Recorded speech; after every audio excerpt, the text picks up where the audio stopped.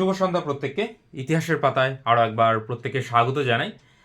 SSC related কি কি update রয়েছে, কেস কোন দিকে গড়াচ্ছে, কি হতে পারে, সেই সঙ্গে প্রচুর জন প্রশ্ন করেছেন স্যার 9-10-এর কবে প্রসেসটা শুরু হবে, ডকুমেন্ট ভেরিফিকেশন কবে হবে, কবে নিয়োগ পাবো, এই সংক্রান্ত বিষয়।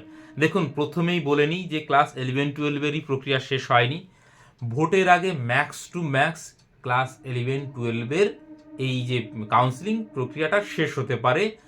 9-10-এর যে প্রসেস বা সেইটা ভোটের আগে হওয়ার সম্ভাবনা একদম নেই বললেই চলে। কোনো রকম কোনো আপডেট নেই, আমি যতদূর খবর নিয়েছি ভোটের আগে আর মেবি সম্ভব নয়। তার আগেই কিন্তু ভোট ঘোষণা হয়ে যাবে, তখন পুরো মেশিনারি কিন্তু ভোটের জন্য তখন। আর যেহেতু সময় পেয়ে গেছে, আপনারা একদম প্রথমেই যখন এই রায়টা আসলো যে 8 মাস বাড়িয়ে দিল, তখনই আমি বলেছিলাম এবং সরকারের মনোবৃত্তি তখনই বোঝা হয়ে গেছিলো যে এই সময়টা পেয়েছে, ভোটের আগে আর অন্তত এই বিষয়টায় হাত দিচ্ছে না। যেহেতু 11-12-এর নিয়োগ প্রক্রিয়া করলে খুব একটা সমস্যা নেই টাকা পয়সার দিক থেকে। কেন, 11-12-এ যারা চাকরি পেয়েছে বেশিরভাগ জনই হচ্ছে পূর্বে সার্ভিস করতে, অতএব এক্সট্রা সরকারের ঘাড়ে টাকা পয়সার বোঝা চাপছে না।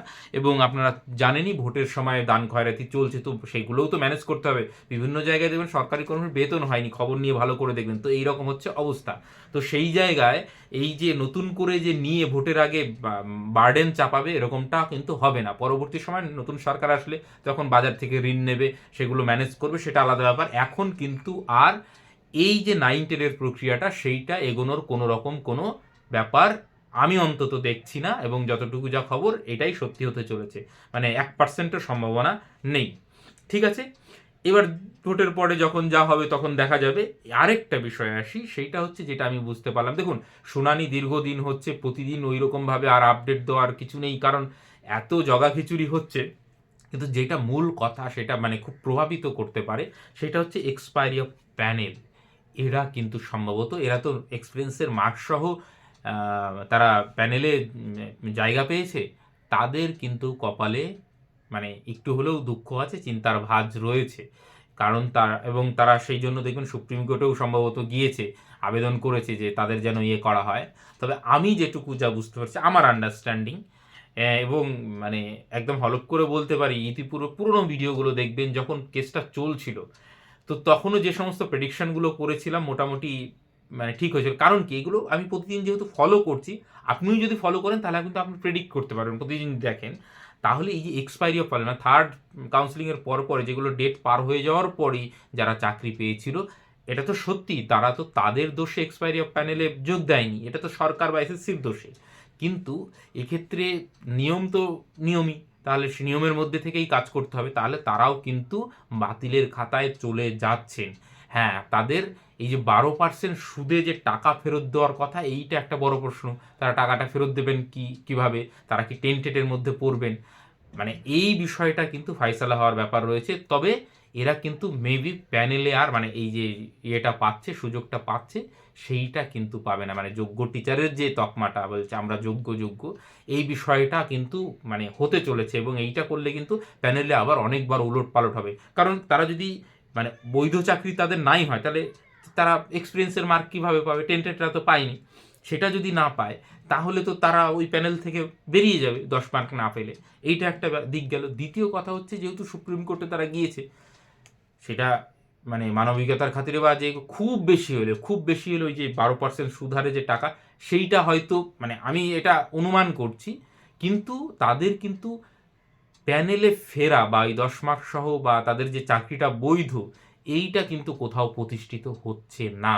আর এটা যদি প্রতিষ্ঠিত না হয়, তাহলে বুঝতেই পারছেন যে কি হবে, সেটা আর বলার অপেক্ষা রাখে না। তো এই সমস্যাটা কিন্তু রয়েছে, সেটার জন্য হয়তো এতটা ডিলে করছে, কি হচ্ছে না হচ্ছে দেখে নেওয়া, এবং নতুন সরকার আসলে তখন তারা আবার মানে সেইভাবে করবে, ম্যানেজ করার চেষ্টা করবে, তাদের হাতে সেই সময় সুযোগটা থাকবে 5 বছরের মতন। তো সেইটা একটা হয়তো টিচারদের আশা যে পরবর্তীতে সরকার যদি পুনরায় রিপিট হয়, তাহলে তাদের কথা ভাববে বা তাদেরকে কোথাও না কোথাও ব্যবস্থা করে দেবে। এবং সেই কথা সরকারের প্রধান বলেওছে, মাননীয় মুখ্যমন্ত্রী, যে হ্যাঁ তাদেরকে অন্তত টিচিং লাইনে না হলেও অন্য কোথাও তিনি ব্যবস্থা করে দেবেন, এই কথা কিন্তু তিনি নিজে মুখে বলেছেন।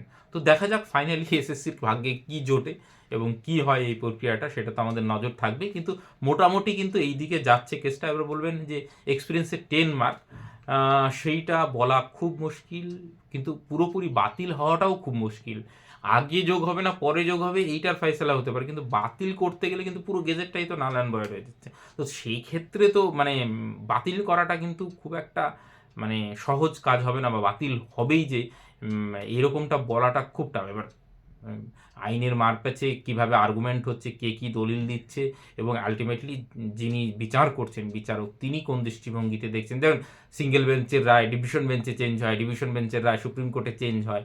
তো সেটা তো আপনারা দেখেইছেন। তো দেখা যাক যে কি হয়, সেটা তো আছেই, কিন্তু এইটা কিন্তু খুব কনসার্নিং যে এক্সপায়ারি অফ প্যানেল সম্ভবত তারা তাদের যে বৈধতা সেটা হারাতে চলেছে, এবং সেটা হারালে যা হওয়ার তাই হবে।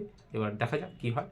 তো আপনাদেরও মতামত নিশ্চয়ই জানাতে পারেন, এবং আমরা নিশ্চয়ই দেখব যে পরবর্তীকালে কোন দিকে কি এগোচ্ছে না এগোচ্ছে, সেটা আপনাদের টাইম টু টাইম আপডেট দিয়ে দেবেন। ভালো থাকবেন, সুস্থ থাকবেন, এবং 9-10-এর কিন্তু কোনো মানে ভালো খবর অন্তত এই মুহূর্তে নেই। Thank you.